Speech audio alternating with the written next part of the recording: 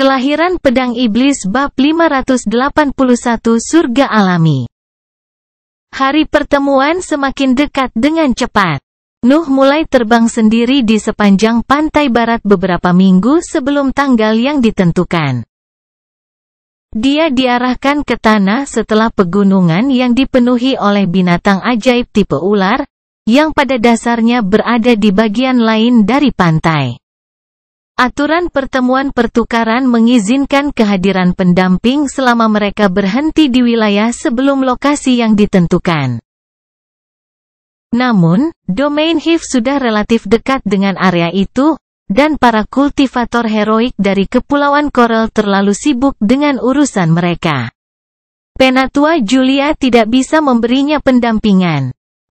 Namun, dia masih memberi Nuh beberapa item pelindung yang akan membuatnya tetap hidup sampai salah satu dari eksistensi peringkat 5 datang membantunya. Tentu saja, tidak ada yang percaya bahwa sesuatu akan terjadi dalam pertemuan itu, bahkan Nuh pun tidak. Padahal sudah menjadi kebiasaannya untuk selalu siap dalam segala hal. Juga, dia mulai merasakan sensasi aneh dalam beberapa minggu terakhir. Dia merasa seolah-olah badai akan menerjang sebidang tanah abadi. Naluri nagaku menyebabkan perasaan ini, tapi sepertinya tidak berasal dari area di depan. Seolah-olah bencana alam akan menyerbu benua baru. Nuh berpikir ketika dia meninggalkan domain Hive dan memasuki wilayah negara Papral. Dia agak bisa mengerti bahwa perasaan itu tidak berasal dari pembudidaya, tetapi bencana alam tampaknya sama tidak mungkinnya. Satu-satunya makhluk yang dapat mempengaruhi lingkungan dalam skala besar harus hidup di pusat benua baru.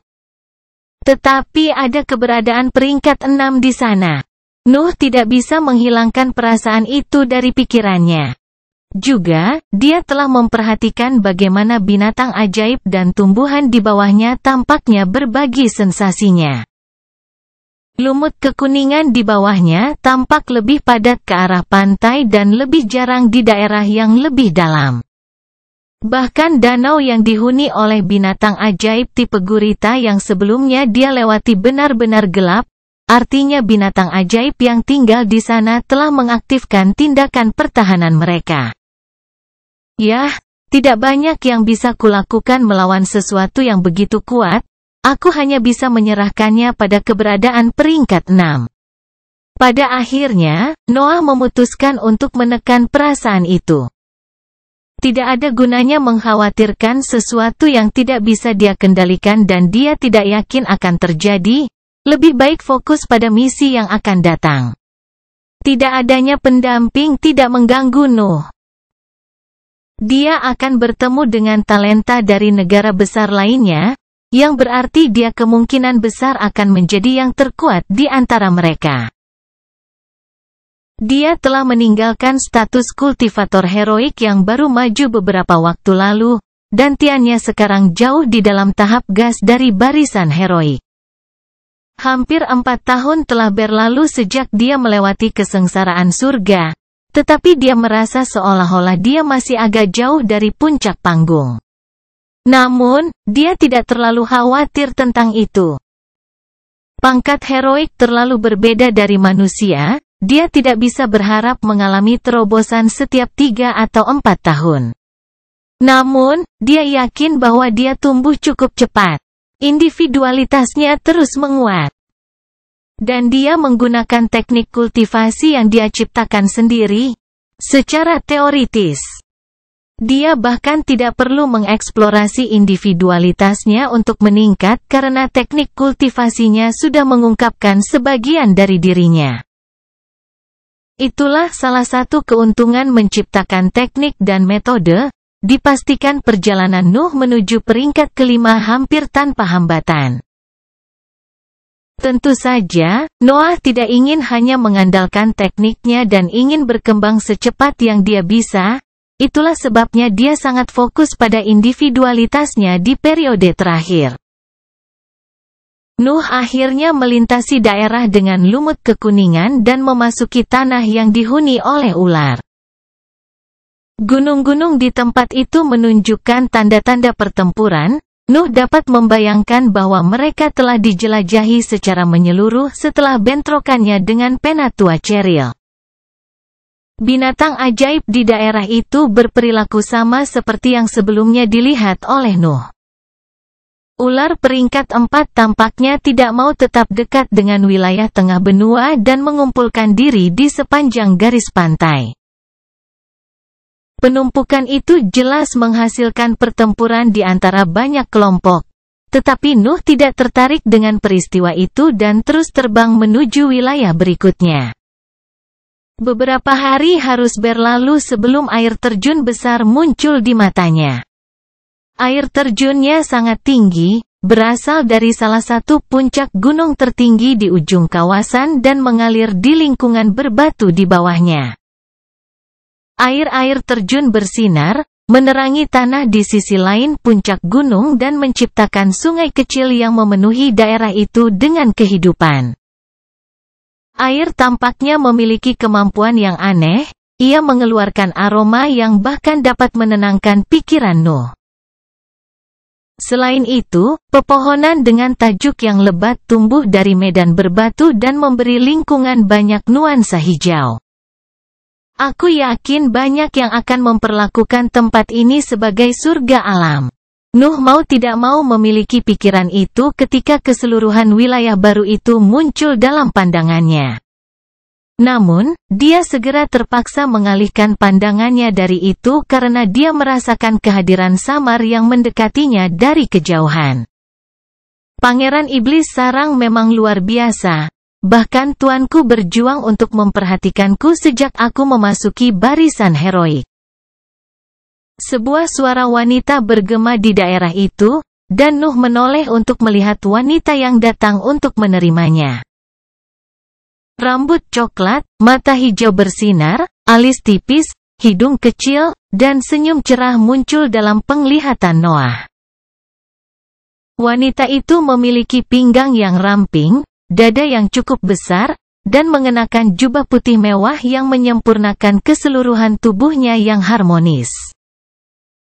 Rasa kemurnian yang terpancar dari jubah dan senyumannya menciptakan kontras yang mendalam dengan sensualitas sosoknya.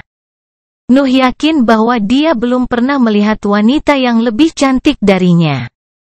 Tempat ini luar biasa, bukan?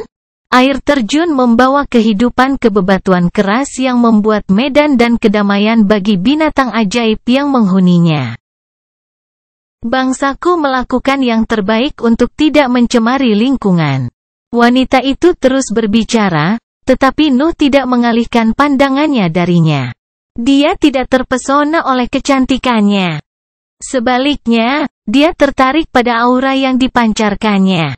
Wanita itu dikelilingi oleh semacam selaput damai yang berhasil menghentikan gelombang mentalnya sepenuhnya. Itu bukan masalah kekuatan, pikirannya jelas lebih lemah dari Nuh. Namun, gelombang mentalnya tampaknya memiliki kemampuan bertahan yang luar biasa, yang membuat Nuh tidak dapat menganalisis kekuatannya secara menyeluruh. Dia lebih lemah dariku, aku yakin itu. Namun, saya merasa bahwa dia akan cukup merepotkan untuk dihadapi. Nuh berpikir sebelum wanita itu membungkuk sedikit dan memutuskan untuk mengungkapkan identitasnya. Saya Fight Fikni dari Sekte Danau Tenang dan utusan yang dikirim oleh Dewan. Kelahiran Pedang Iblis bab 582 siap. Nuh mengangguk pada iman sebelum menurunkan pandangannya ke alam surga. Dia cukup tertarik dengan udara yang disemburkan oleh air terjun, itu tidak sering terjadi untuk menemukan sesuatu yang bisa menenangkan agresi bawaan dari binatang ajaib. Fight telah mengatakan yang sebenarnya, binatang ajaib bertipe serangga yang memenuhi lingkungan tampaknya hidup bersama dengan damai. Yang merupakan sesuatu yang belum pernah dilihat Nuh dalam hidupnya. Ini bisa menjadi area pelatihan dengan nilai yang sama dengan danau lava bahkan jika tidak ada jejak yang ditinggalkan oleh makhluk suci. Saya percaya bahwa mungkin memaksa setiap kultivator dalam kondisi tradisi dalam hitungan jam. Nuh berpikir sambil menganalisis wilayah itu. Tetapi dia segera terpaksa berhenti karena Veit terus terpapar dengan intensitas yang semakin meningkat. Apa itu? Tanya Nuh. Veit tidak berusaha menyembunyikan pusat kekuatannya, jadi dia tidak bisa memahami alasan di balik tindakannya. Maafkan aku, kamu adalah orang pertama yang bisa mengalihkan pandangannya dariku begitu cepat. Aku hanya terkejut, merasa pangeran iblis itu luar biasa bahkan di ladang di luar biara. Nuh menembakkan ekspresi bingung ke arah Veit sebelum menggelengkan kepalanya. Dia bisa membayangkan siksaan yang harus ditanggung oleh wanita cantik seperti itu melalui perjalanan kultivasinya. Dunia bukanlah tempat yang baik. Kecantikannya mungkin menjadi alasan utama mengapa dia fokus pada kultivasi. Nuh sadar bahwa Veit adalah bakat yang langka. Penampilan mudanya adalah bukti bahwa dia telah menemui sedikit rintangan dalam perjalanannya menuju jajaran heroik. Namun, ada batasan seberapa besar Nuh peduli dengan situasinya. Dia hanya menganalisisnya untuk memahami individualitasnya dengan lebih baik. Dia ingat kata-kata Jason.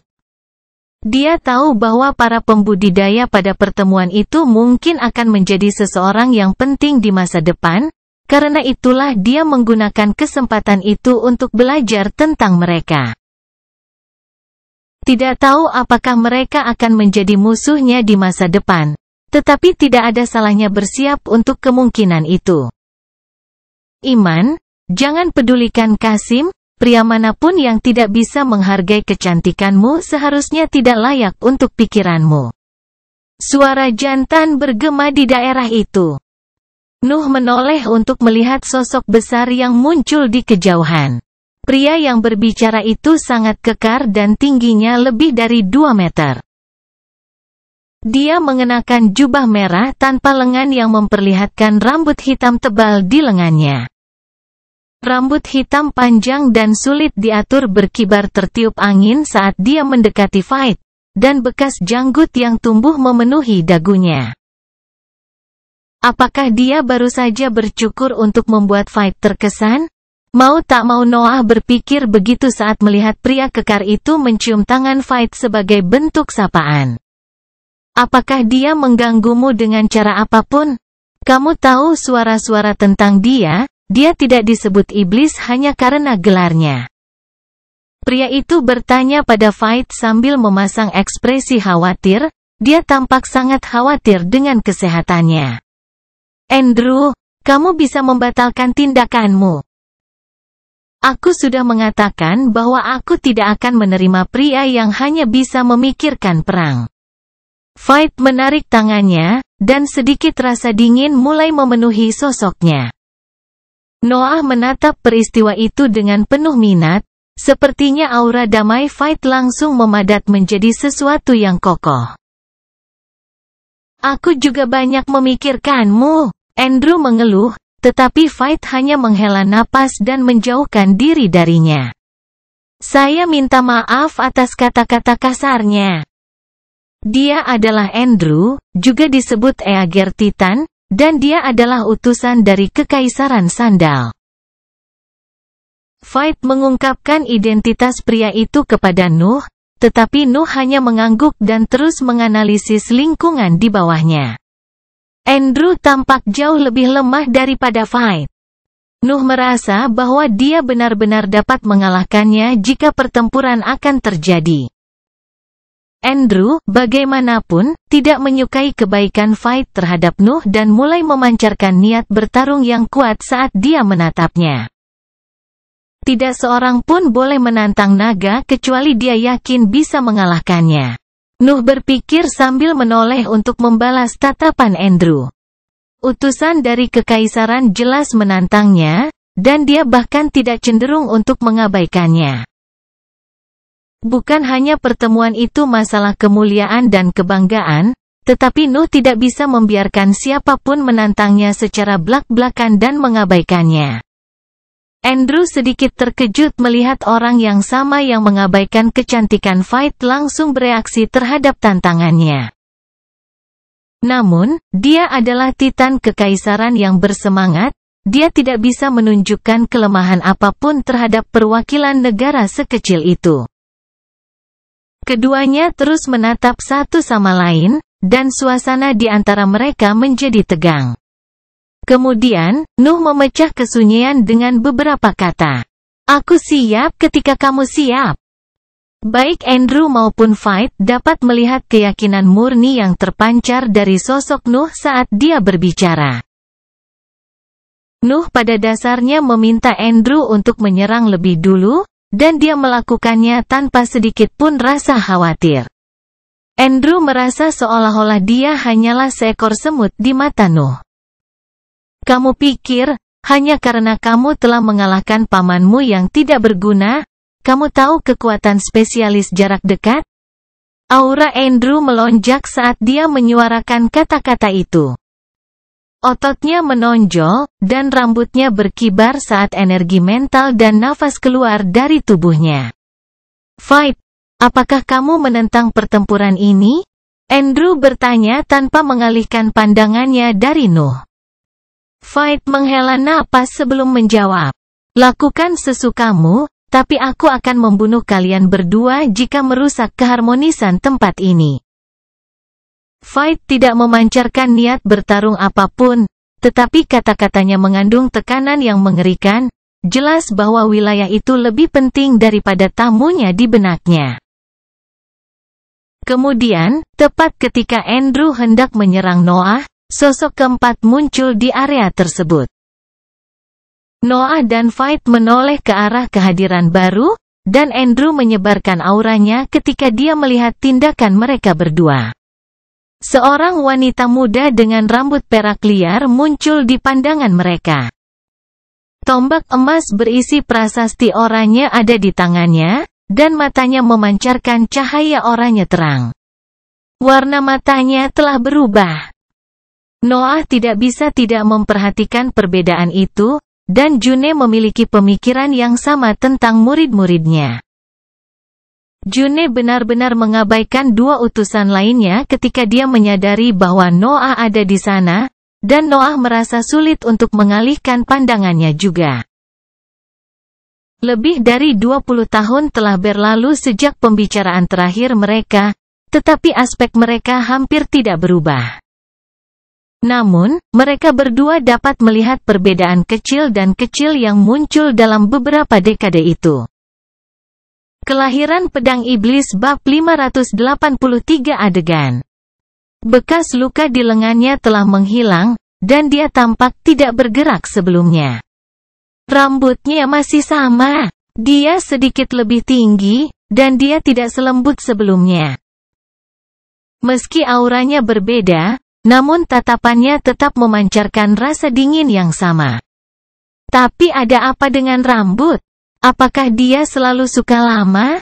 Noah dan June memikirkan hal itu saat mereka saling menatap.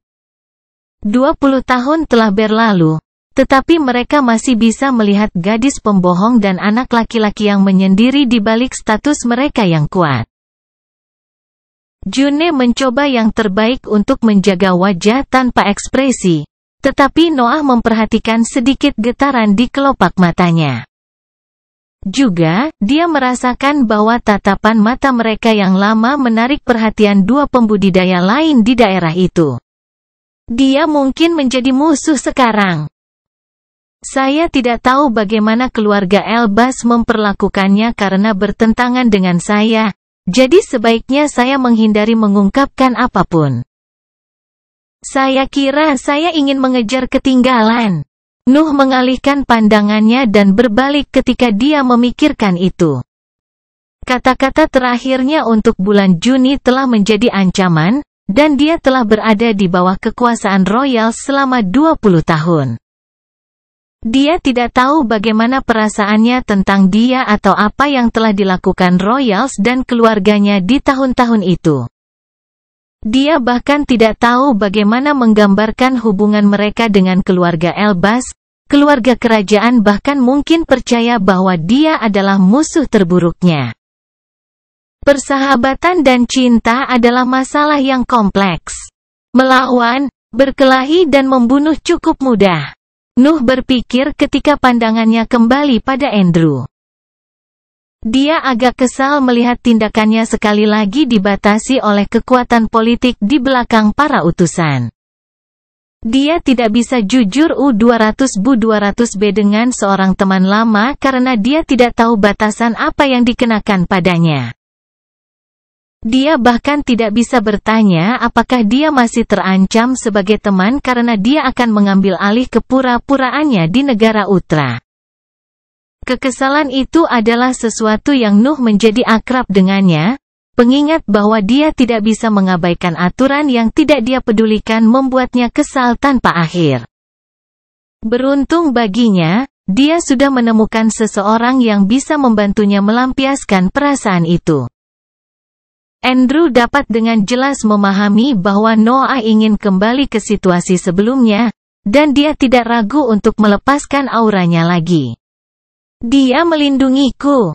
June berpikir ketika dia melihat Noah berbalik tanpa memikirkan sepatah kata pun. Dia agak bisa mengerti apa yang dipikirkan Nuh pada saat itu. Dia tidak tahu apakah dia bisa mempercayaiku.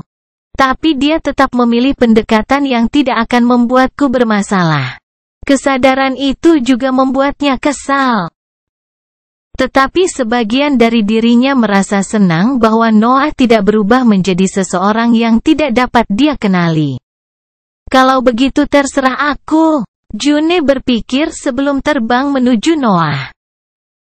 Dia bahkan tidak keberatan dengan Andrew, dia tahu bahwa Noah tidak akan menghadapinya jika dia tidak yakin akan menang. Namun, ada sesuatu yang harus dia katakan padanya, dan dia harus memastikan bahwa dua pembudidaya lainnya tidak akan mengerti arti di balik tindakannya. Pertempuran sekali lagi dihentikan pada bulan Juni karena dia dengan cepat tiba di sebelah Nuh. Noah menunjukkan ekspresi ingin tahu ketika dia berbalik, tetapi kata-kata June membuat alisnya terangkat karena terkejut. Pangeran Iblis, aku malu bahwa sesama siswa akademi telah mengkhianati bangsaku dan melakukan kejahatan yang tak terhitung. Namun, aku harus mengakui bahwa prestasimu pantas aku hormati. Kemudian, June merentangkan tangan kanannya ke arahnya. Aku menghormatimu. Pegang tanganku jika kamu merasakan hal yang sama tentang pencapaianku. Nuh merasa sudut mulutnya melengkung menjadi senyuman ketika dia mendengar kata-kata itu. Namun, dia menekan gerakan naluriah itu dan memusatkan perhatian pada mata June. Dia bisa melihat tekadnya tercermin dari lingkaran cahaya jingga di iris matanya, tapi dia juga melihat sedikit rasa takut. Dia benar-benar menggunakan kata-kataku dari 20 tahun yang lalu. Nuh berpikir sambil mempertahankan wajah tanpa ekspresi. Dia sudah memutuskan untuk mengambil tangannya, tapi dia masih menunggu untuk melakukannya. June telah berusaha keras untuk mengungkapkan perasaannya, dia tidak dapat merusak usahanya karena dia sangat ingin melakukan hal yang sama. Nuh memperhatikan bagaimana ketakutan yang terpancar dari matanya menjadi lebih kuat, tetapi dia terus menunggu. Namun, ketika dia melihat jejak kesedihan pertama muncul di tatapannya, dia mengangkat tangannya untuk menggenggam tangannya. Kesedihan dan ketakutan yang menumpuk di bulan Juni pada saat-saat itu menghilang begitu dia merasakan tangan hangat Noah menyentuh telapak tangannya. Apa yang hanya tampak sebagai jabat tangan biasa bagi Andrew dan Veit menyembunyikan makna mendalam yang hanya bisa dipahami oleh Noah dan June. Noah juga merasa senang karena hubungannya dengan June tidak berubah selama bertahun-tahun, tetapi dia segera merasakan sesuatu yang aneh.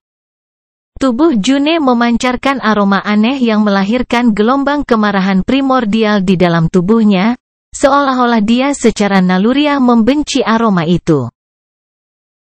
June melepaskan tangan Noah dan mendekati dua utusan lainnya untuk menyambut mereka. Noah memperhatikan kelegaan dan kebahagiaan yang tersembunyi di balik ekspresinya, tetapi dia terlalu fokus pada aroma itu untuk menghargai emosinya. Baunya seperti kesengsaraan surga. Jangan bilang, eksentrik Thunder itu benar-benar orang gila. Nuh berpikir ketika dia mengenali aromanya. Dia dapat dengan mudah membuat koneksi di dalam pikirannya antara pusat kekuatan bulan Juni dan kesengsaraan surga. Lagi pula, dia telah memberinya warisan, dan kesengsaraan surga terdiri dari sambaran petir. Tidak sulit untuk menghubungkan keduanya dengan aroma yang sangat dibenci oleh instingnya. Sekarang, saya ingin bertanya lebih banyak tentang teknik, metode, atau apapun yang dia gunakan untuk mendapatkan fitur yang begitu menarik. Ini mungkin bermanfaat bagi individualitas saya? Tatapan Nuh tanpa sadar beralih ke punggung June ketika dia mencoba memahami pusat kekuatan mana yang membawa aroma surga. June hanya menyapa para utusan ketika dia merasakan murid reptil mencoba menganalisisnya. Pikiran Nuh lebih kuat darinya, dia pada dasarnya baru saja menjadi penyihir peringkat 4. Tidak banyak yang bisa dia sembunyikan dari penyelidikannya, dan dia tidak terlalu keberatan bahwa Noah sedang menatapnya. Namun, gelombang mental Nuh membawa ketertarikannya, yang dapat dirasakan dengan jelas oleh June ketika mereka mendarat di tubuhnya. Tentu saja, dia merasa sedikit tidak nyaman. Nuh sangat tertarik dengan tekniknya sehingga dia tidak mempertimbangkan kesalahpahaman yang bisa ditimbulkan oleh tatapannya. Pada saat itu, June berbalik dan bergerak ke samping untuk melambangkan bahwa pertemuan pertukaran dapat dimulai. Noah melihat June melirik ke arahnya, tetapi dia juga memperhatikan bahwa pipinya memerah sejak jabat tangan mereka. Mata Nuh melebar ketika dia mengerti bahwa dia memerah, dan dia dengan cepat menarik kembali gelombang mentalnya. Akan kujelaskan ini saat kita punya waktu untuk bicara. Nuh berpikir sambil berbalik dan meniru tindakan June, bergerak ke samping untuk menunjukkan bahwa dia siap untuk bernegosiasi. Kelahiran Pedang Iblis bab 584 Ketakutan. Bayangan Rona Juni muncul di benak Nuh dan menimbulkan perasaan yang belum dia alami sejak dia menjadi binatang ajaib. Apakah saya terangsang? Nuh mau tidak mau berpikir begitu ketika dia merasakan apa yang disebabkan oleh perasaan itu di dalam tubuhnya. Tentu saja, merasakan sesuatu dan menangkap pengaruh tubuhnya adalah dua hal yang sangat berbeda. Penggarap memiliki kontrol yang luar biasa dari tubuh mereka, terutama di jajaran heroik. Nuh dengan mudah mencegah efek sensasi itu muncul di tubuhnya, tetapi peristiwa itu masih membuat pikirannya sedikit mengembara. Mulai banyak untuk spesies binatang ajaib dengan kesuburan terbatas. Naga terkutuklah yang terkutuk. Bagaimana gairahmu bisa mengubah rasa laparmu? Nuh mengutuk dalam benaknya sementara dia terus menekan perasaan itu. Dia tidak terkejut dengan ketertarikannya secara seksual pada bulan Juni, dia selalu tahu bahwa dia menyukai karakternya dan dia cukup cantik. Namun, dia tidak menyangka bahwa dorongan seksual dari binatang ajaib bisa menandingi rasa laparnya. Dia bahkan berbau seperti kesengsaraan surga. Dia seharusnya menjadi orang terakhir yang bisa melahirkan sensasi ini. Kurasa binatang buas pada akhirnya tetaplah binatang buas. Tidak peduli seberapa kuatnya itu. Nuh menyerah untuk mencoba menekan perasaannya ketika dia memikirkannya dan hanya membatasi dirinya untuk mengendalikan reaksi tubuhnya. Dorongan seksualnya sama seperti rasa laparnya, sesuatu yang mengakar dalam tangkapan yang sekarang menjadi bagian dari dirinya. Rasa laparnya tidak bisa ditekan, jadi hal yang sama juga berlaku untuk yang pertama. Andrew dan Veidt mengambil tempat mereka juga, dan keempat utusan itu menjadi sudut-sudut persegi imajiner yang melayang di udara. Andrew masih menatap Noah dengan niat bertarung yang intens, tetapi pikiran Noah terlalu kacau untuk dia pedulikan. Saya berharap perjalanan ini akan hilang di beberapa titik atau saya harus mengurusnya begitu saya kembali ke pantai barat daya. Nuh berpikir sementara garis-garis bersinar muncul di bawah kaki para utusan dan menelusuri persegi yang bersinar di udara. Instruksi untuk pertemuan pertukaran itu cukup jelas, tidak ada utusan yang terkejut melihat kalimat itu muncul entah dari mana. Bangsa Papral telah mempersiapkan daerah tersebut sebelumnya dan menciptakan lingkungan di mana para utusan dapat mempercayai kata-kata satu sama lain. Mengambil posisi untuk membentuk persegi akan mengaktifkan area di mana para pembudidaya di dalamnya tidak bisa berbohong atau mencemari kebenaran. Tentu saja, pemicu untuk teknik itu adalah Veidt, tapi batasan yang sama akan mengikatnya setelah alun-alun selesai. Tiga negara besar tidak saling percaya, terutama jika menyangkut sumber daya terpenting pada periode itu. Hal yang sama jelas berlaku untuk HIV. Ada kebutuhan akan landasan yang seimbang di mana kecurangan dan trik tidak mungkin dilakukan, yang merupakan sesuatu yang menurut bangsa Papral cukup mudah dibuat. Lagi pula, sumpah dan perangkat dengan tujuan serupa adalah sesuatu yang dimiliki setiap negara. Dunia kultivasi kejam, dan kepercayaan jarang ditemukan di antara kekuatan dengan asal yang berbeda, tidak mengherankan jika bidang sumpah begitu maju di setiap negara. Garis-garis bersinar di bawah kaki utusan menyebar, menciptakan platform bercahaya yang memancarkan cahaya kekuningan yang aneh.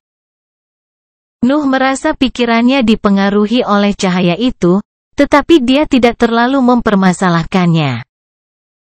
Fakta bahwa para pembudidaya di dalam alun-alun tidak bisa berbohong tidak berarti bahwa mereka harus menjawab setiap pertanyaan. Tetap diam adalah sebuah pilihan, jadi tidak ada resiko mengungkapkan informasi berharga kepada musuh. Pertemuan pertukaran dimulai segera setelah alun-alun selesai. Veidt menyarankan aturan sederhana yang diterima semua orang tanpa mengeluh. Sederhananya, nilai diagram harus diputuskan berdasarkan 3 faktor, efeknya, elemennya, dan batasnya. 2 faktor terakhir mudah dievaluasi. Kelangkaan elemen menetapkan nilai dasar diagram, dan batas kekuatannya ditentukan oleh seberapa penting elemen tersebut harus dinaikkan. Misalnya, mantra elemen guntur hingga peringkat keempat akan bernilai kurang dari diagram elemen api yang dapat digunakan hingga peringkat keenam. Faktor pertama lebih sulit untuk didefinisikan dengan batasan yang tepat dan harus didiskusikan untuk setiap kasus tertentu. Misalnya, diagram seperti mantra WAP akan kurang berharga karena efeknya sulit diterapkan dalam pertempuran. Tentu saja, beberapa mantra tidak berhubungan dengan pertempuran tetapi masih sangat berharga. Nuh melihat mantra elemen air yang berpotensi mampu sepenuhnya merekonstruksi tubuh selama lautan kesadaran dan dantian kultivator masih utuh. Biayanya dalam hal breadth dan energi mental jelas sangat besar, dan hanya penyihir peringkat 6 yang dapat menggunakannya dengan aman. Namun, itu masih merupakan mantra fantastis yang diperoleh Veidt dengan harga 5 diagram elemen tanah dengan batas peringkat kelima.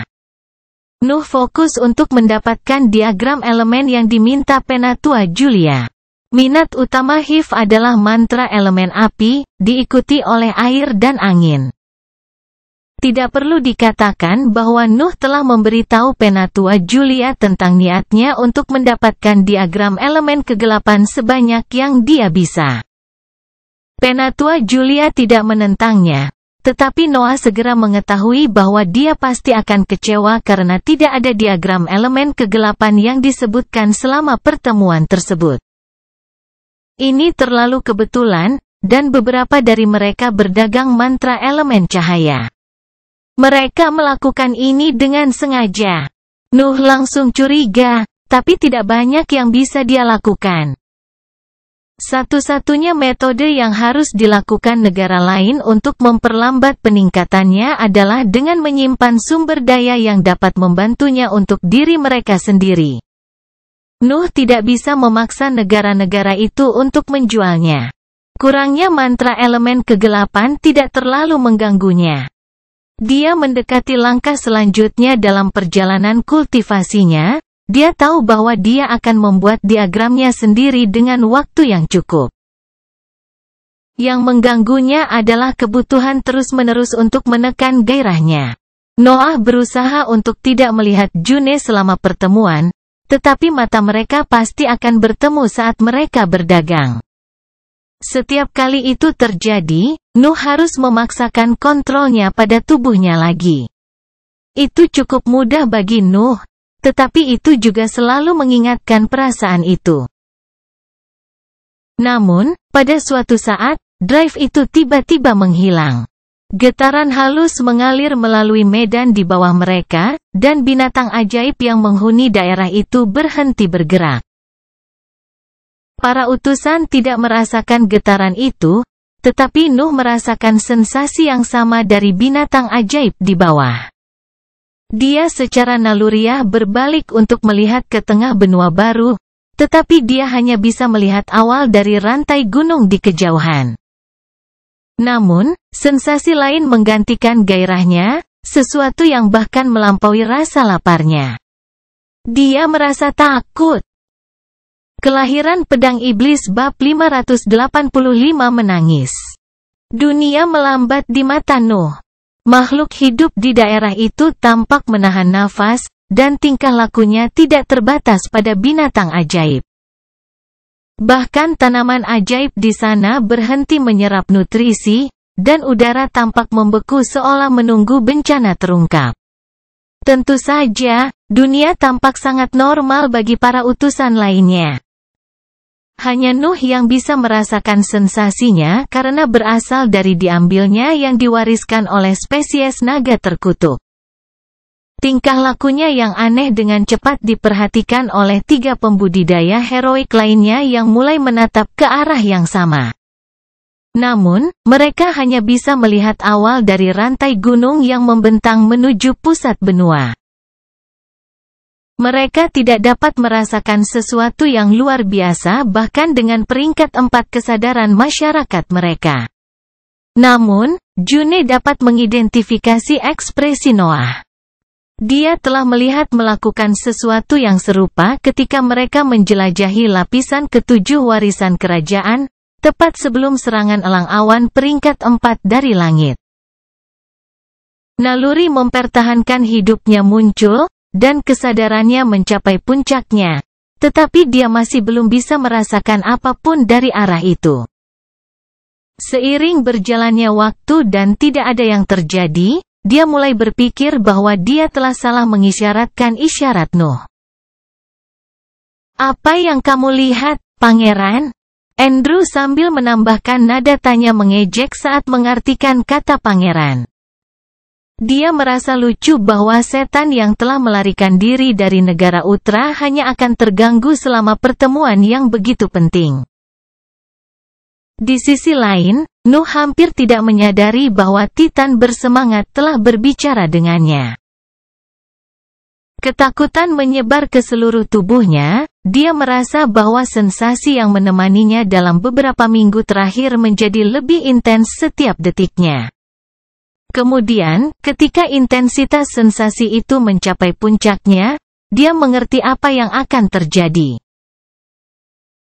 "Tutup telingamu dan tarik kembali kesadaranmu," teriak Nuh sebelum mengumpulkan semua energi mentalnya di dalam lingkup mentalnya dan menutup telinganya dengan tangannya. Naluri binatang ajaib, ditambah dengan pikiran heroik seorang ahli di bidang binatang buas, membuat Nuh mampu memprediksi bencana yang akan segera terjadi. Tentu saja, dia tidak terlalu peduli dengan Veit dan Andrew untuk membantu mereka. Dia sebenarnya lebih suka mereka mati karena mereka milik organisasi musuh. Namun, June ada di antara mereka, dan dia tidak ingin dia tidak siap. Pesan mental yang dikirim oleh kesadarannya akan sampai padanya lebih cepat tanpa mengungkapkan isinya kepada dua utusan lainnya, tetapi Veit dan Andrew akan menyadari tindakannya.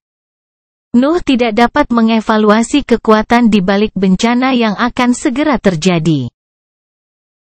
Tetapi kedua utusan itu akan curiga bahwa June ada di sisinya jika mereka selamat setelah melihatnya secara pribadi memperingatkannya. Memperingatkan semua orang akan menghindari membuat tersangka sambil tetap memperingatkannya, yang merupakan hasil terbaik yang bisa diharapkan Nuh dalam situasi mendadak itu. June tidak ragu-ragu dan mengikuti perintahnya, dia terlalu mempercayainya untuk melakukan sebaliknya. Kata-kata Nuh membingungkan Veit, tetapi kehikmatan yang terpancar dari ekspresinya membuatnya menanggapi peringatannya dengan serius. Toh, prestasi Nuh sudah dikenal oleh siapa saja yang memiliki posisi berkuasa. Veit tahu bahwa Pangeran Iblis dari sarang telah berhasil melarikan diri dari organisasi yang diperintah oleh para pembudidaya heroik, telah melakukan perjalanan selama setengah dari benua lama. Dan membantu dalam perang untuk kemerdekaan Kepulauan Coral. Dia tidak mempercayainya, tapi dia mempercayai instingnya untuk bertahan hidup. Veit menutup telinganya dan menarik sebagian besar kesadarannya ke dalam pikirannya. Namun, dia meninggalkan sebagian energi mentalnya di sekitar sosoknya seandainya tindakan Nuh adalah bagian dari jebakan. Tidak perlu dikatakan bahwa Andrew tidak mengikuti perintah Nuh. Apa yang kamu katakan, Veit? Kenapa kamu mendengarkan dia? Pangeran ini pasti merencanakan sesuatu. Kurasa sudah waktunya untuk melanjutkan. Andrew mulai berbicara, tetapi dia tidak dapat melanjutkan sisa kalimatnya karena teriakan memekakkan telinga terdengar dari pusat benua. Sepotong tanah abadi bergetar ketika gelombang suara menyebar ke seluruh permukaannya. Tanah terbelah, gunung-gunung runtuh, dan retakan muncul di langit segera setelah teriakan melintasi daerah itu. Itu bukan masalah gelombang kejut atau hanya serangan yang menggunakan suara untuk menimbulkan kerusakan. Teriakan itu begitu keras bahkan lingkungan benua baru hanya bisa runtuh di depannya. Teriakan itu bahkan mempengaruhi laut di sekitar benua.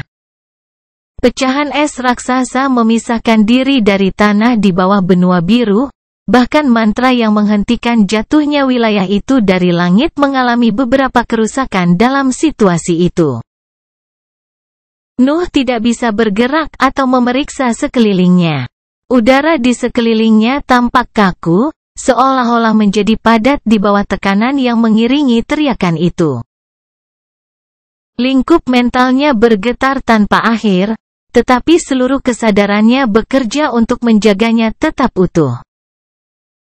Organ dalamnya tidak bisa melawan getaran itu, dia merasakan darah mengalir ke mulutnya dari dalam tubuhnya.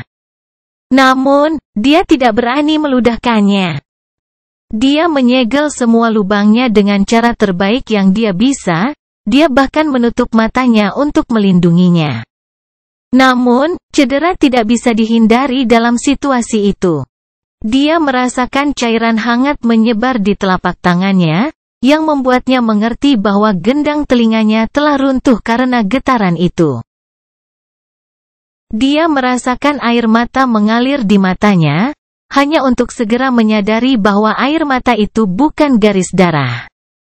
Darah terus menumpuk di mulutnya saat organ dalamnya terus robek, dan dia merasakan pijakan yang tercipta dengan nafasnya hancur setiap kali dia kehilangan fokus. Pada akhirnya, suara itu menghilang, dan getarannya berhenti. Nuh mencoba membuka matanya, tetapi penglihatannya berkabut, sepertinya matanya telah rusak saat dia menahan serangan itu. Dia juga tidak bisa mendengar apa-apa, bahkan rasa sentuhannya terasa hilang saat dia melambaikan tangannya. Tentu saja, Nuh tidak dalam kegelapan.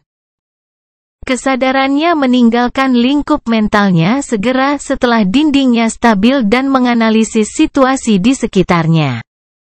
Utusan lain tampaknya masih bergumul dengan efek tangisan yang menusuk, dan Nuh dapat melihat bahwa mereka jauh lebih buruk dibandingkan dengan dia. 2 pil muncul di tangannya, dan dia dengan cepat memasukkannya ke dalam mulutnya. Sensasi hangat memenuhi tubuhnya, dan sejumlah besar nutrisi mulai memusatkan luka pada organ dalamnya dengan kemampuan penyembuhannya. Nuh tidak ragu untuk menelan salah satu pil penyembuhan peringkat 4 dari warisan iblis ilahi.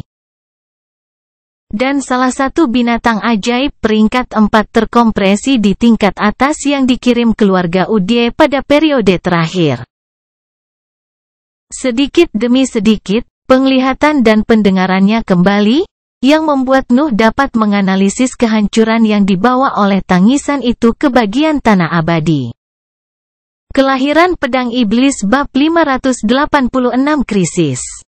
Nuh menganalisis sekelilingnya sambil menunggu tubuhnya kembali ke keadaan yang layak. Juni tampaknya baik-baik saja, teknik dan metode eksentrik Thunder pasti luar biasa. Pusat-pusat kekuatannya bekerja sama untuk membubarkan getaran yang tersisa yang masih mempengaruhinya. Dia seharusnya tidak menderita cedera yang bertahan lama. Pandangan sekilas ke June sudah cukup untuk membuatnya memahami keadaannya. Dia benar-benar tidak berdaya sekarang, gelombang mentalnya ada di dalam pikirannya, tidak ada yang bisa menghentikan penyelidikan Nuh pada saat itu. Lingkungan mental iman masih bergetar, tapi dia tampak cukup tenang. Saya bertanya-tanya individualitas seperti apa yang dia miliki untuk memiliki ketegasan seperti itu. Nuh melihat bagaimana Veit menggunakan fokusnya untuk mengendalikan pikirannya tanpa mengungkapkan perjuangan apapun dalam ekspresinya, tampaknya gelombang mentalnya memiliki kemampuan yang aneh. Si bodoh, sebaliknya, masih banyak masyarakat yang memiliki kesadaran. Nuh berpikir ketika dia berbalik ke arah Andrew. Lingkup mental yang terakhir telah menahan seluruh teriakan tanpa pertahanan di dalam, dan energi mental yang ada di sekitarnya telah menghilang saat getaran tiba.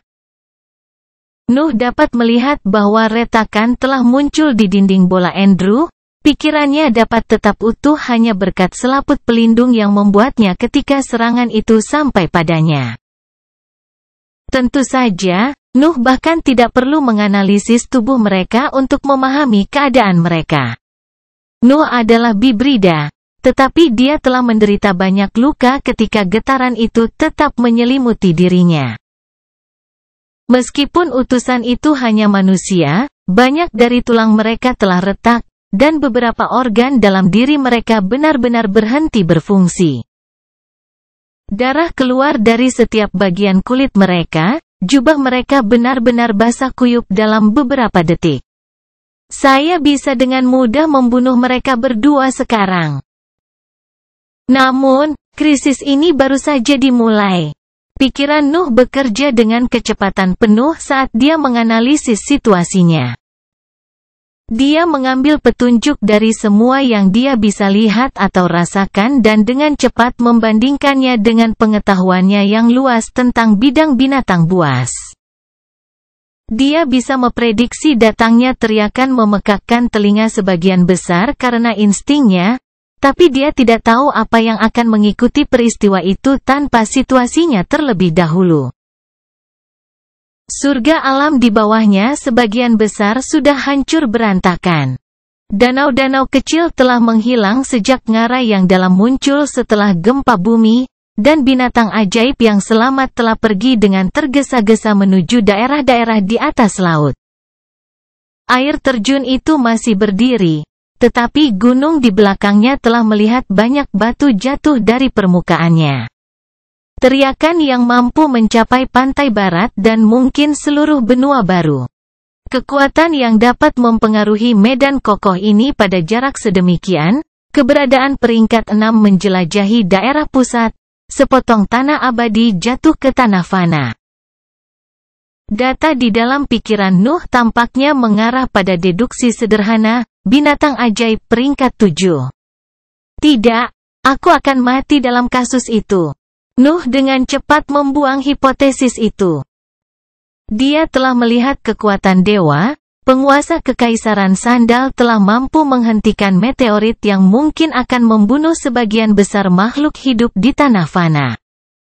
Binatang ajaib peringkat 7 jelas akan kurang kuat daripada pembudidaya pada peringkat yang sama. Tetapi itu tidak berarti bahwa mereka lemah. Andrew berhasil mempertahankan hidupnya tanpa mempersiapkan pertahanan apapun sebelumnya. Yang berarti bahwa para pembudidaya heroik dapat melindungi diri mereka sendiri dari kekuatan itu. Juga, tanah abadi seharusnya memiliki dewa yang terus-menerus menyerap nafas mereka. Tidak mungkin ada satu makhluk pun yang dapat menyebabkan kejatuhannya. Yah, setidaknya saya berharap demikian. Nuh berpikir sambil menatap gerombolan binatang ajaib yang bermigrasi ke garis pantai.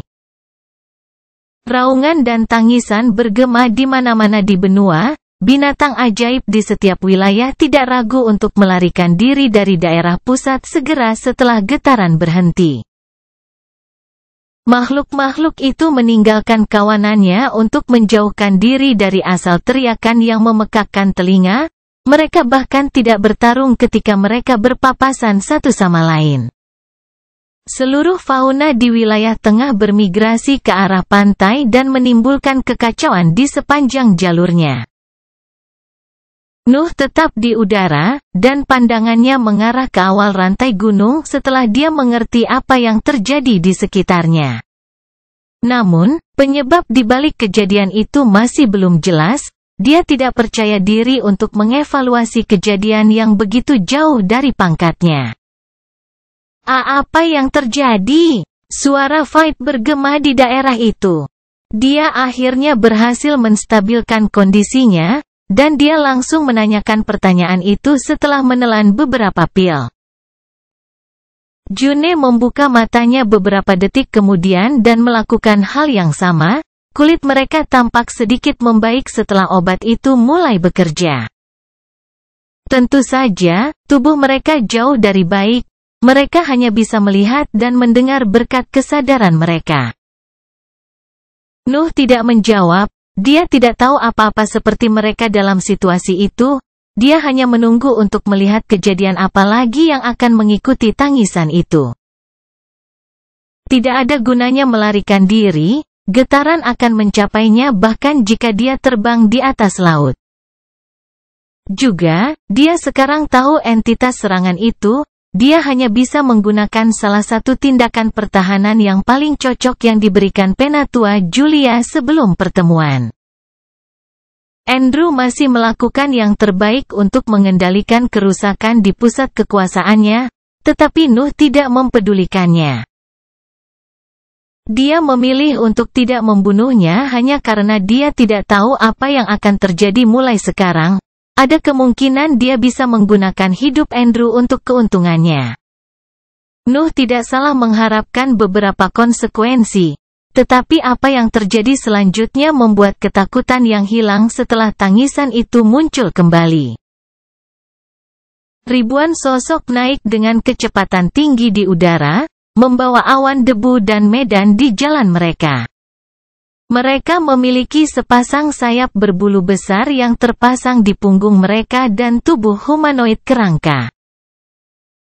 Sepasang tanduk melengkung tumbuh dari pelipis mereka, dan cakar panjang menyebar dari apa yang bisa dianggap lengan mereka.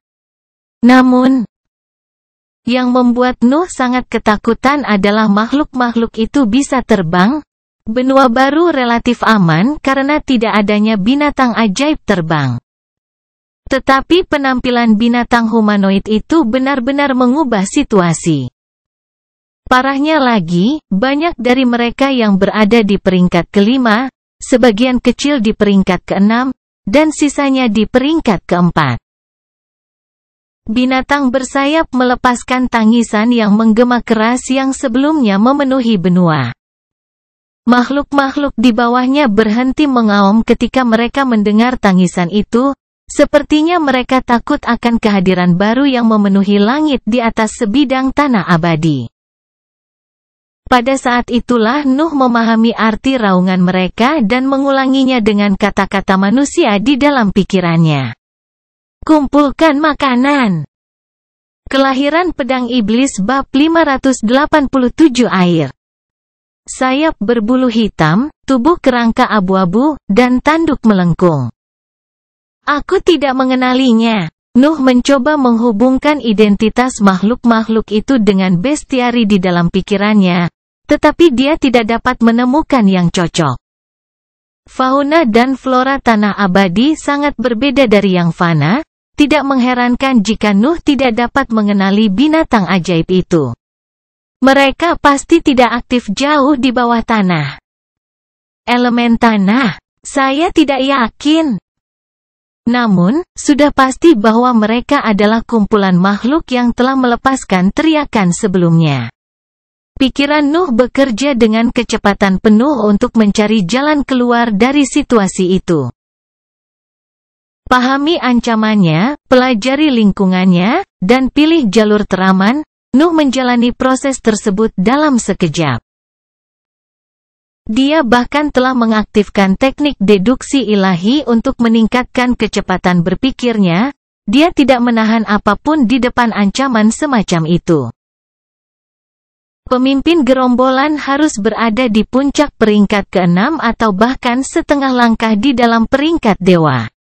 Segelintir makhluk peringkat 6 sebagai kapten. 100 makhluk peringkat 5 sebagai prajurit, dan ribuan bidak peringkat 4.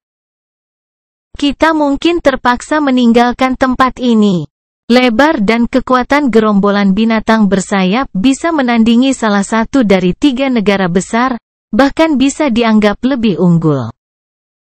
Hanya kekaisaran sandal dengan dewanya yang dapat mengalahkan kekuatan seperti itu karena tampaknya kelompok itu tidak memiliki makhluk suci. Saya tidak dapat mempengaruhi situasi ini.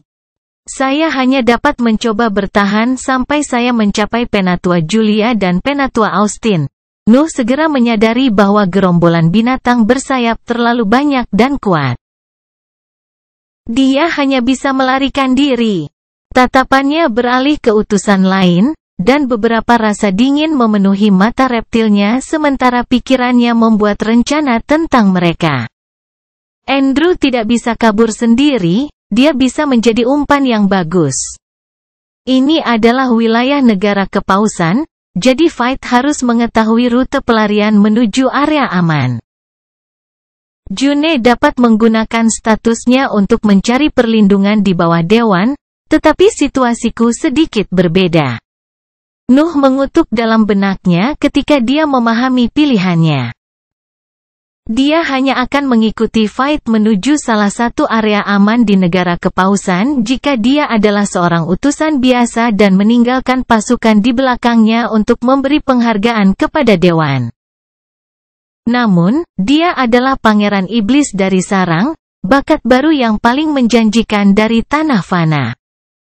Nilainya akan luar biasa di mata kekuatan manapun, terutama karena dia berasal dari negara terlemah di antara yang penting. Juga, dia adalah pewaris iblis ilahi, dan bangsa Papral adalah rumah dari iblis pemusnah, pengkhianat dari 12 sekte iblis. Nuh tidak tahu seberapa banyak Ravaging Demon tahu tentang dia, tapi dia tidak bisa melakukan perubahan apapun terhadap makhluk yang setidaknya berada di peringkat kelima. Ketenangan memenuhi pikirannya ketika dia mengerti bahwa dia tidak dapat mencari suaka politik di dalam wilayah negara kepausan. Ratusan pikiran telah melonjak di dalam lingkup mental Nuh sejak temboknya berhenti bergetar, tetapi hanya beberapa saat telah berlalu di dunia luar. Debu dan puing-puing masih berjatuhan dari tubuh binatang bersayap itu, seolah-olah teknik deduksi ilahi mempercepat perjalanan waktu di dalam pikiran Nuh. Aku membutuhkan waktu kurang dari seminggu untuk kembali ke hutan White Woods jika aku menggunakan teknik rahasia, shadow sprint, dan mantra warp. Aku harus pergi sekarang. Nuh berpikir dan berbalik ke selatan untuk mempersiapkan dirinya untuk pelarian tercepat yang dia mampu lakukan. Dia sama sekali tidak peduli dengan Fight, dan June jauh lebih aman daripada dia dalam situasi itu karena dia bisa mengandalkan dewan dan pendamping yang menemaninya selama perjalanan. Namun, dia sendirian, dia hanya bisa mengandalkan dirinya sendiri untuk bertahan hidup. Namun, tiba-tiba rasa bahaya memenuhi pikirannya. Nuh merasa tidak berdaya ketika dia melihat bahwa binatang bersayap naik di langit dari wilayah di sepanjang pantai barat. Tampaknya mereka membutuhkan waktu lebih lama untuk bangun karena jarak dari kelompok lainnya. Hanya beberapa saat telah berlalu sejak teriakan memekakkan telinga memenuhi benua baru. Tetapi waktu itu cukup untuk memenuhi langit di atas wilayahnya dengan sosok bersayap. Nuh melihat bagaimana ratusan binatang ajaib peringkat 4 muncul di rute pelarian yang baru saja dia tetapkan. Dan mereka bahkan ditemani oleh banyak makhluk di peringkat ketiga dari spesies yang sama. Tanah ini adalah daerah perburuan terkutuk dari binatang-binatang ini. Nuh dengan cepat memahami situasinya dan menyadari bahwa dia tidak dapat terbang kembali ke wilayah Hif. Dia bisa menyeberangi lautan binatang ajaib peringkat 4. Tetapi mereka pasti akan memperlambat perjalanannya dan mendapatkan cukup waktu untuk makhluk peringkat 5 di kejauhan. Jalan teraman tiba-tiba menjadi yang paling berbahaya. Kalau begitu jalan kaki, Nuh langsung beralih pendekatan dan menukik ke tanah. Fight dan June masih belum pulih. Tetapi kesadaran mereka membuat mereka bisa melihat sekeliling mereka. Mereka dapat melihat bahwa Nuh sedang menyerbu ke tanah, dan mereka secara naluriah memutuskan untuk mengikutinya. Lagi pula, berkat dia pusat kekuatan mereka masih utuh. Tentu saja, Andrew sama sekali tidak menyadari peristiwa yang melanda benua baru dan tetap mengudara. Kawanan binatang bersayap mulai bergerak setelah mereka selesai menggemakan perintah pemimpin, dan setiap spesimen menembak ke arah makhluk hidup pertama di garis pandangnya. Setiap binatang ajaib atau tumbuhan yang tidak bisa terbang langsung menjadi mangsa. Gelombang binatang ajaib yang bermigrasi muncul di mata Nuh, tetapi dia tidak takut pada mereka. Mereka terlalu takut. Satu-satunya fokus mereka adalah melarikan diri dari situasi itu. Ketakutan bawaan seperti itu mampu menekan agresi mereka, yang menjadikan tanah sebagai tempat teraman untuk bersembunyi saat ini. Nuh tidak memperlambat keturunannya dan menabrak tanah, menciptakan lubang besar di medan yang melemparkan binatang yang lebih lemah yang melarikan diri di tempat itu. Nuh meninju medan saat dia terus menyelam di bawah tanah, dia pada dasarnya menciptakan gua besar tempat dia bisa mengatur ulang. Langit adalah wilayah binatang bersayap sekarang, dan permukaan adalah area perburuan mereka, hanya bawah tanah yang bisa memberinya keamanan. Nuh meninju dan menendang, menghancurkan batu kokoh yang muncul saat dia menggali lebih dalam. Dia berhenti hanya ketika dia melihat bahwa sinar matahari tidak dapat mencapai posisinya lagi. Sekarang apa? Suara Fight bergema di area bawah tanah, dan Nuh menoleh untuk menatap kedua wanita yang mengikutinya di bawah tanah. Cahaya biru yang terpancar dari medan menyinari sosok mereka yang berlumuran darah, jelas bahwa tubuh mereka belum mencapai keadaan stabil. Sekarang, kita tunggu. kata Nuh saat dia melintasi June dan Fight untuk menghancurkan pintu masuk ke area bawah tanah. Kelahiran Pedang Iblis bab 588 terjebak. Tunggu, bagaimana kita bisa tetap di sini selama krisis ini? Orang-orangku mungkin sedang sekarat di luar sana. Aku tidak bisa membiarkan binatang buas ini mengambil alih wilayah negaraku. Fight mengeluh dengan keras. Tetapi gelombang dingin segera menyelimuti sosoknya. Dia merasakan mata reptil Nuh tertuju padanya dan memancarkan niat membunuh yang mengerikan. Kemudian, kata-kata lembut yang menyerupai geraman bergema di area bawah tanah. Pasukan binatang ajaib yang kuat tiba-tiba muncul di benua itu, dan Anda berpikir bahwa akan bijaksana untuk mengangkat suara Anda melawan orang yang menyelamatkan Anda. Saya pribadi akan membawa Anda kembali ke permukaan jika Anda terus mengancam untuk mengungkapkan posisi saya. Nuh memperingatkan Fight ketika dia mencoba menekan niat membunuhnya. Mencoba membunuhnya sekarang hanya akan mengungkapkan posisinya, dan dia membutuhkan kontaknya di permukaan untuk melacak gerak maju kawanan itu. Fight menutup mulutnya pada saat itu. Noah benar, dia tidak akan berada di sana jika bukan karena peringatannya. Juga, kehilangan ketenangannya sudah keluar dari karakternya. Maaf, saya rasa saya tidak punya banyak pengalaman dalam krisis semacam ini. Fight meminta maaf menggunakan suara lembut sebelum duduk di tanah untuk menenangkan dirinya. Dia adalah bakat langka di negara Papral, tetapi tidak ada yang bisa dibandingkan dengan Nuh dalam hal bertahan hidup, terutama jika itu tentang binatang ajaib. Andrew, Fight bertanya sambil mengambil buku catatannya dari cincin luar angkasanya. Mati atau lebih buruk? Nuh memberikan jawaban yang jelas sebelum duduk di tanah juga. Tubuhnya stabil, tetapi ada banyak luka di organ dalamnya yang harus dirawat. Dia menduga akan membutuhkan waktu seminggu untuk kembali ke puncaknya. Lebih buruk? Fight bertanya, tetapi Nuh tidak menjawab. Dia tidak memiliki kepastian, hanya ada hipotesis di dalam pikirannya. Apa itu? Bagaimana mungkin pasukan kita melewatkan hal seperti itu? June menanyai Noah ketika dia duduk juga. Dia tahu bahwa dia adalah seorang ahli di bidang binatang ajaib, dia adalah satu-satunya di antara mereka yang bisa mengungkapkan sesuatu yang berguna. Aku benar-benar tidak tahu. Tidak ada catatan tentang makhluk-makhluk itu bahkan di arsip akademi. Mereka mungkin adalah spesies eksklusif di tanah abadi, atau semacam mutasi yang terjadi karena kepadatan tinggi bernapas di atas sana. Nuh mengungkapkan pikirannya ketika June memintanya. Aku masih belum jelas tentang banyak aspek dari situasi ini. Tetapi tampaknya seluruh kelompok telah terbengkalai sebelum atau selama kejatuhan benua ini. Hanya untuk terbangun ketika pemimpin melepaskan teriakannya. Nuh menjelaskan hal-hal yang dia yakini. Binatang ajaib bisa tidak aktif dalam situasi tertentu. Misalnya, mereka akan hibernasi selama terobosan mereka ke peringkat yang lebih tinggi atau saat lingkungan kekurangan nutrisi yang diperlukan.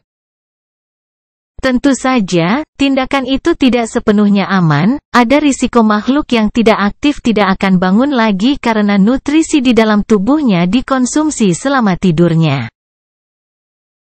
Hanya spesies langka seperti bunglon mayat hidup yang bisa menggunakan kemampuan itu semaunya dan tanpa risiko.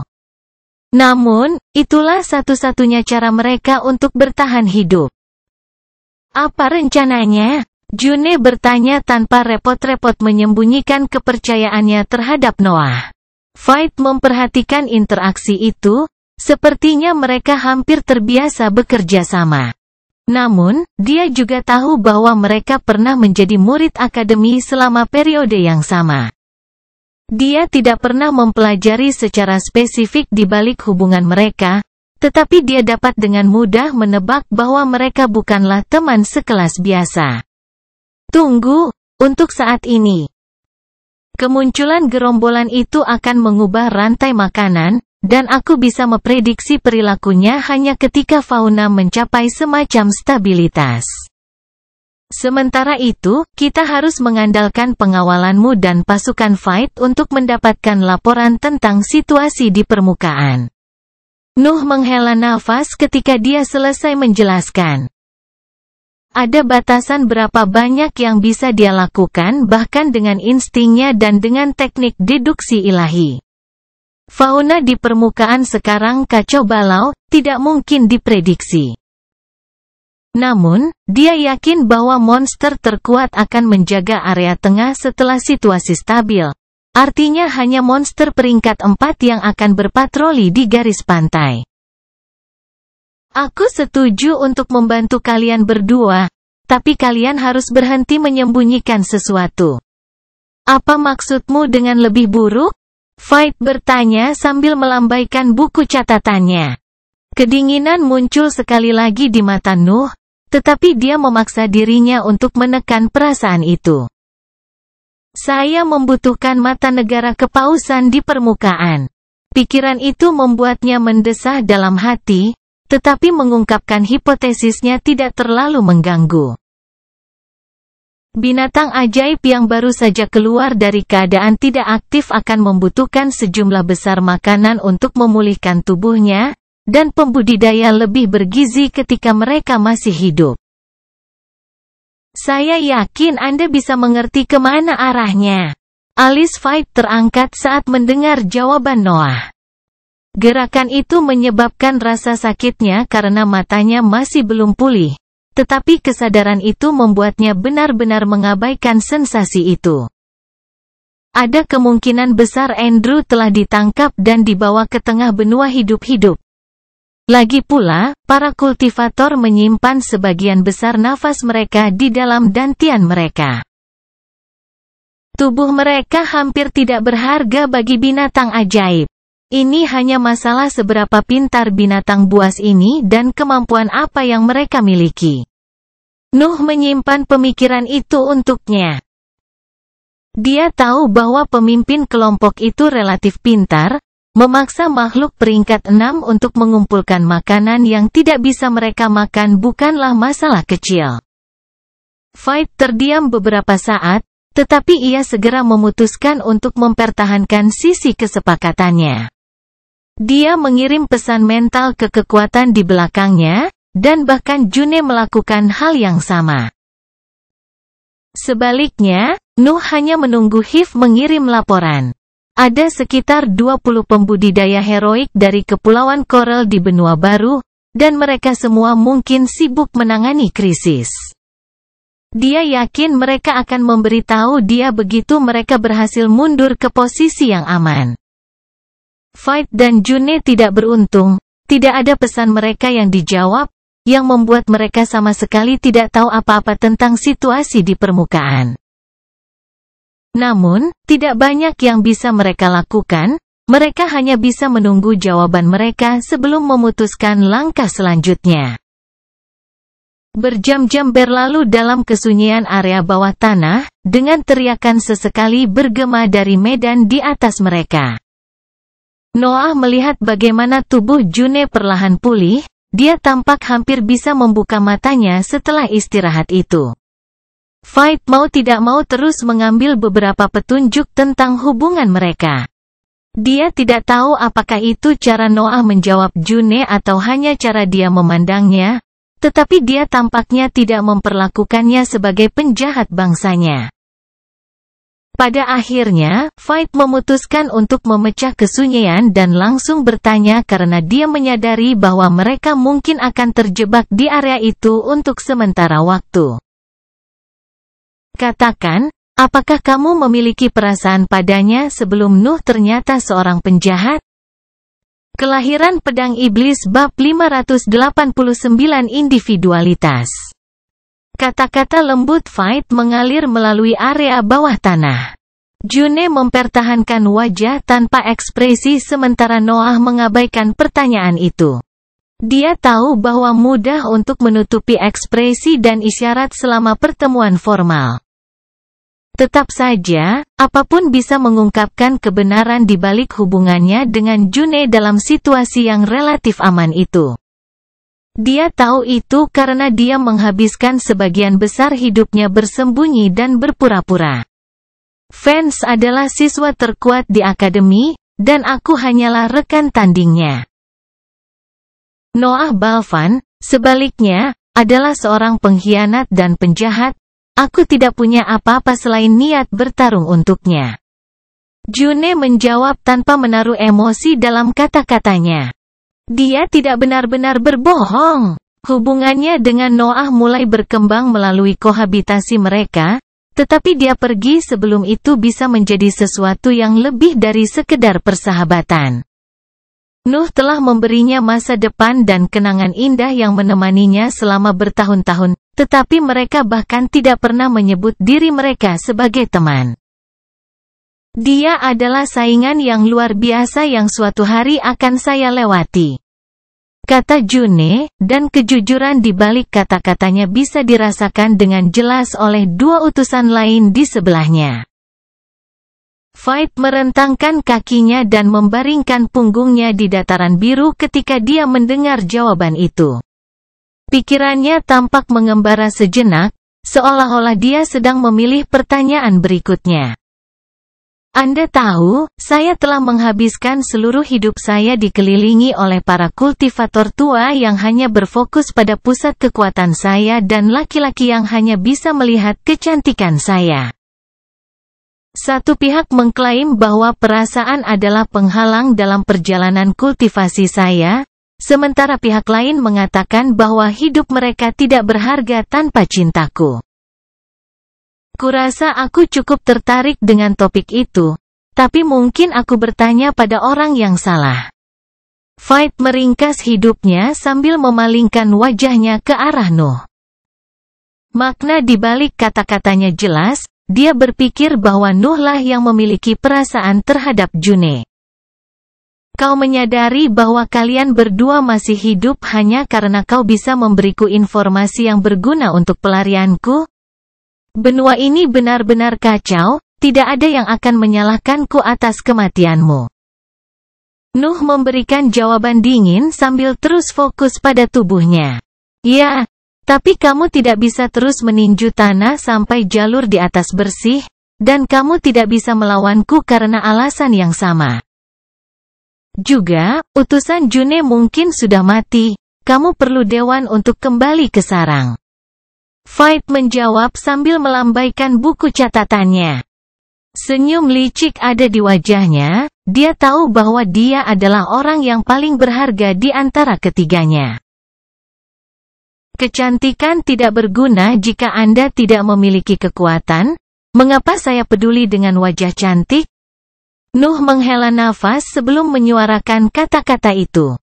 Dia jujur, kecantikan tidak pernah menutupi penilaiannya atau mempengaruhi perilakunya. Bahkan gairahnya dari sebelumnya tidak terpicu saat melihat Veit, seolah insting itu terkait dengan emosi yang terkandung dalam pikirannya. Jadi, kamu memang menganggap June cantik, tetapi kamu hampir tidak pernah melihatku. Pasti ada sesuatu yang lebih dalam.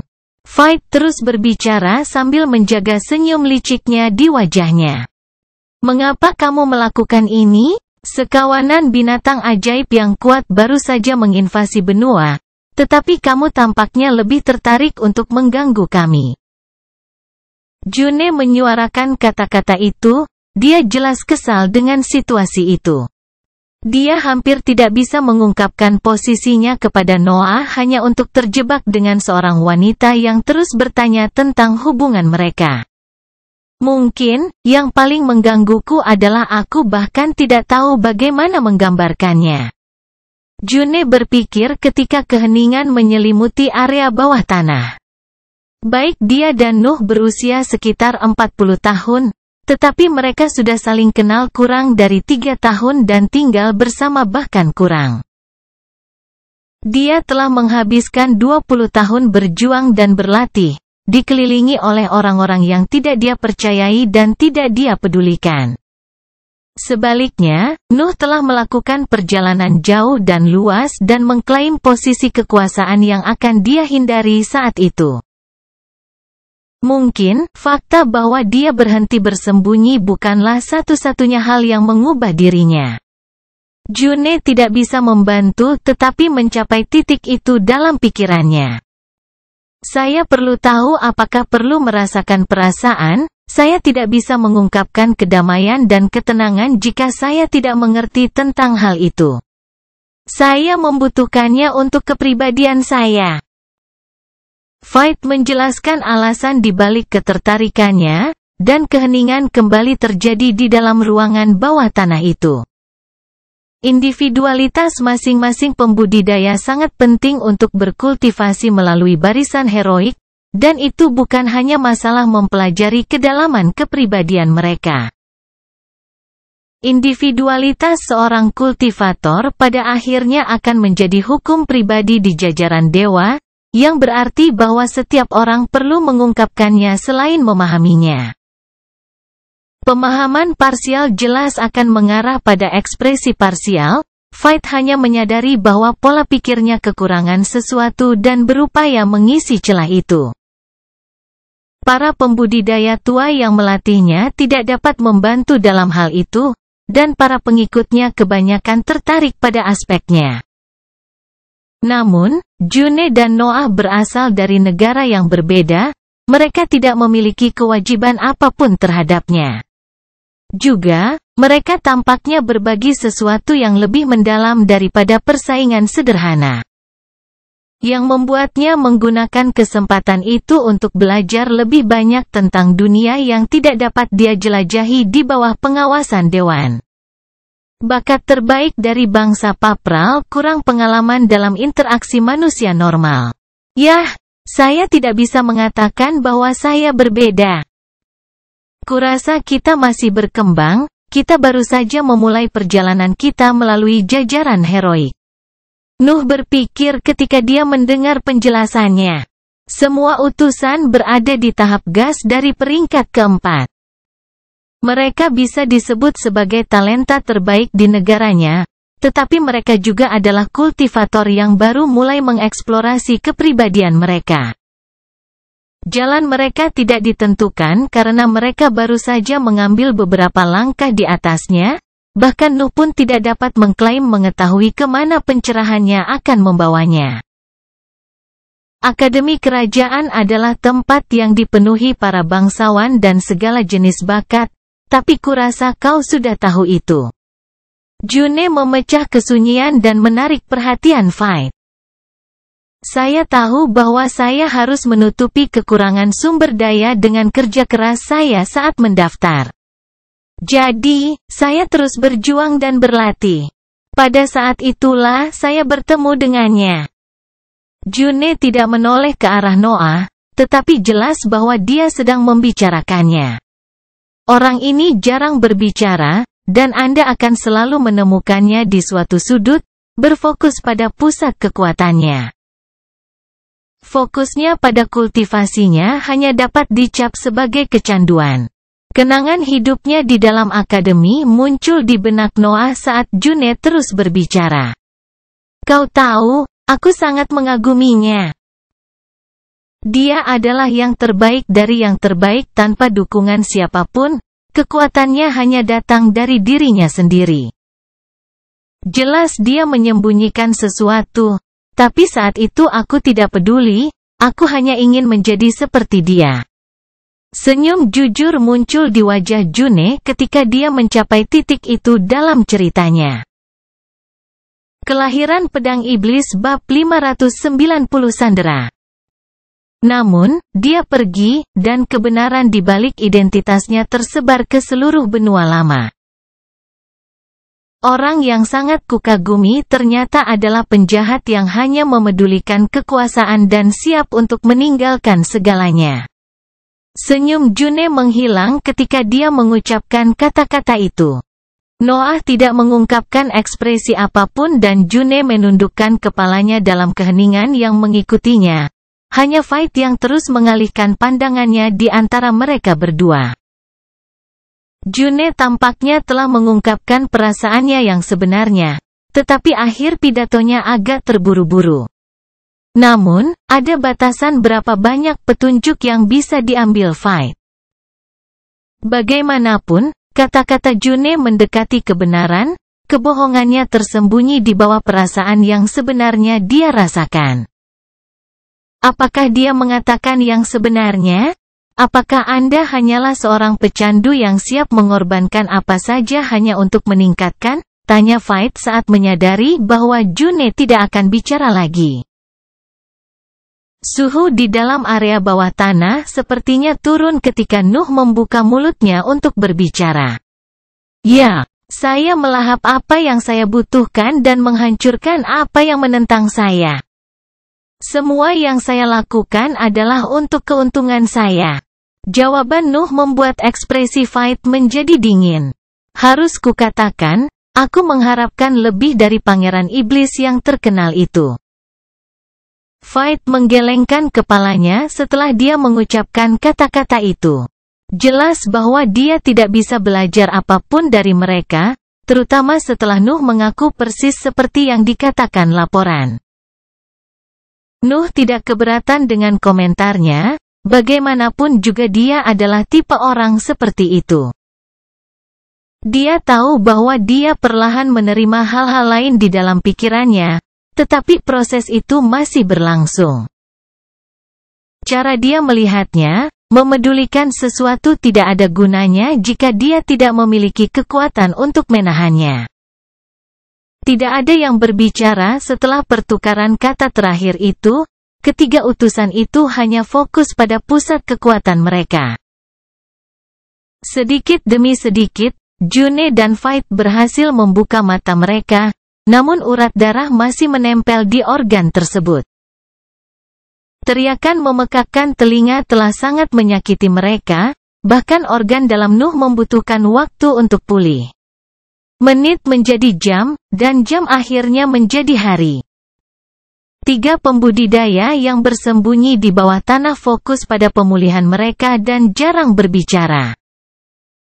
Hanya Fight yang memecah kesunyian dari waktu ke waktu untuk mempertanyakan June tentang hal-hal acak.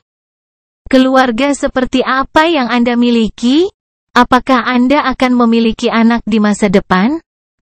Bagaimana pendapatmu tentang keluarga Elbas? Apa pendapat Anda tentang bangsa saya? Apakah suatu saat nanti Anda akan menikah? Apakah jingga warna favoritmu? Pertanyaan-pertanyaan itu keluar dari mulut Fight dari waktu ke waktu, dia tampak tertarik untuk mengetahui lebih banyak tentang June. June memberikan jawaban singkat tanpa pernah mengungkapkan terlalu banyak tentang dirinya. Pikirannya terlalu berantakan untuk peduli tentang ikatan dengan utusan negara musuh. Suara pertempuran bergema terus-menerus di atas mereka, tapi dia hanya bisa memikirkan pria yang terjebak bersamanya. Dia akhirnya bertemu Nuh setelah 20 tahun bekerja di bawah keluarga Elbas hanya untuk dipaksa menjaga jarak darinya. Nuh memiliki pemikiran yang sama tentangnya, tetapi itu bukan perhatian utamanya.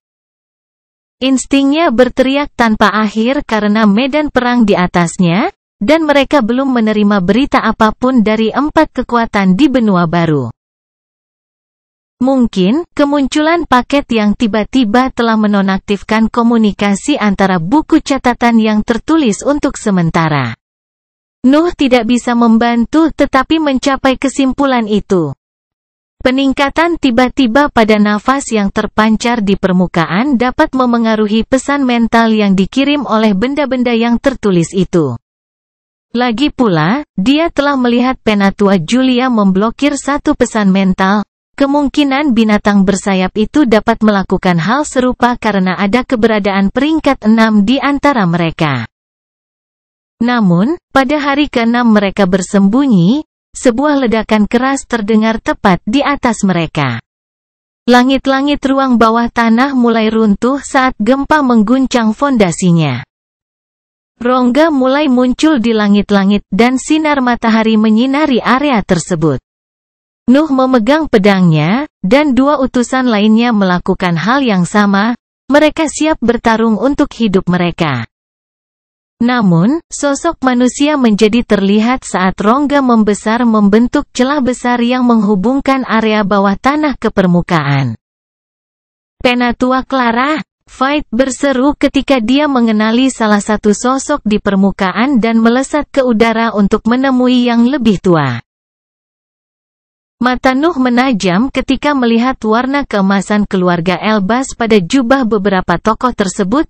Ia langsung menyadari bahwa kelompok itu tidak hanya dibentuk oleh kekuatan bangsa Papral. June mengarahkan pandangan khawatir ke arah Noah sebelum terbang untuk menyambut pasukan Royals. Nuh tidak bergerak, dia menganalisis situasi di atasnya dan menunggu untuk melihat perilaku para pembudidaya heroik itu terhadapnya. Mereka terluka dan berlumuran darah, sepertinya mereka telah berjuang keras untuk mencapai posisi ini.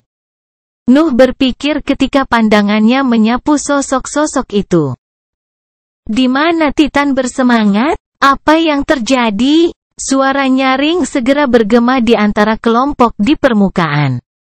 Tiga pembudidaya heroik mengenakan jubah dengan lambang kerajaan sandal dengan cemas menyapu area bawah tanah sebelum fokus pada Nuh. Apa yang telah kau lakukan padanya, iblis? Kami tahu bahwa cincin antariksa miliknya masih berada di dalam area. Ketiga pembudidaya itu langsung menyalahkan Nuh atas hilangnya Andrew.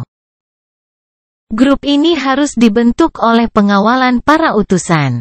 Ini buruk, saya telah merencanakan untuk menggunakan intel mereka dan melarikan diri sebelum bertemu mereka. Tapi sekarang, ratusan pikiran muncul di benak Noah saat dia mencoba mencari jalan keluar dari situasi itu. Tunggu, dia punya saf. Diam, Nona Fikni, ini masalah antara kekaisaran dan pangeran iblis. Fight mencoba menjelaskan situasinya, tetapi salah satu pembudidaya dari bangsa Utra menyela kalimatnya. Jelas bahwa pasukan keluarga Elbas ingin menggunakan kesempatan itu untuk membawa Nuh bersamanya, mereka bahkan rela membiarkan kekaisaran menahannya. Saya tidak bisa membiarkan mereka membawa saya ke wilayah mereka, saya tidak tahu apa yang akan mereka lakukan terhadap saya atau berapa harga yang harus dibayar Hif untuk pembebasan saya. Yah! Mengejar iblis akan menemukan cara untuk membenarkan tindakanku. Nuh berpikir sambil lengannya tertembak di depannya. Api hitam muncul di depannya, dan lengannya langsung memotongnya. Namun, tidak ada yang keluar dari sisi lain api. Para pembudidaya di atasnya terkejut. Tetapi mereka semua berada di peringkat keempat, mereka tidak cukup cepat untuk menghentikan tindakan Nuh. Api hitam muncul di belakang June, dan tangan Noah keluar untuk meraih kerah jubahnya. Kemudian, Noah langsung menarik dan melemparkan June yang tak berdaya ke arahnya. June tiba-tiba merasakan pinggangnya dipegang oleh lengan yang kokoh tapi hati-hati, dan sensasi dingin menyebar dari tenggorokannya saat pedang hitam mendekatinya. Dalam waktu kurang dari sekejap, Nuh telah melemparkannya ke dalam pelukannya dan menjebaknya. Kemudian, dia mendengar suaranya yang dingin. Maju satu langkah, dan dia mati.